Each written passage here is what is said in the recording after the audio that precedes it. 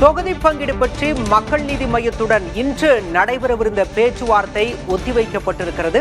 இன்று நடைபெறவிருந்த பேச்சுவார்த்தை பிப்ரவரி 27ஆம் தேதிக்கு ஒத்திவைக்கப்பட்டிருப்பதாக தகவல் வெளியாகியிருக்கிறது. சட்டமன்ற தேர்தலையொட்டி கூட்டணி கட்சிகளுடன் திமுக தொகுதி பங்கீடு பேச்சை தீவிரப்படுத்தி இருக்கக்கூடிய சூழலில் இன்று மக்கள் நீதி மய்யம் கட்சியும் பேச்சுவார்த்தையில் ஈடுபடவிருந்தது. ஆனால் இன்று நடைபெறாது என அறிவிக்கப்பட்டிருக்கிறது. இன்று நடைபெறவிருக்கின்ற பேச்சுவார்த்தை பிப்ரவரி 27ஆம் தேதிக்கு ஒத்திவைக்கப்பட்டிருப்பதாக அறிவிக்கப்பட்டிருக்கிறது.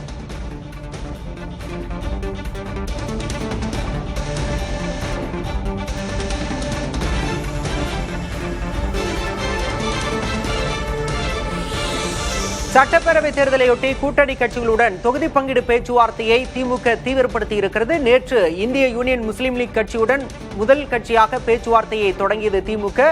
அதனைத் தொடர்ந்து இன்று 2வது நாளாக மக்கள் நீதி மய்யம், மதிமுக, மனிதநேய மக்கள் கட்சி ஆகிய கட்சிகளுக்கு அழைப்பு விடுக்கப்பட்டிருந்தது. மனிதநேய மக்கள் கட்சி தற்போது பேச்சுவார்த்தையில் ஈடுபட்டிருக்கக்கூடிய சூழலில் மக்கள் நீதி மய்யம் இன்றைய பேச்சுவார்த்தையில் ஈடுபடாது என்று தற்போது அறிவிக்கப்பட்டிருக்கிறது.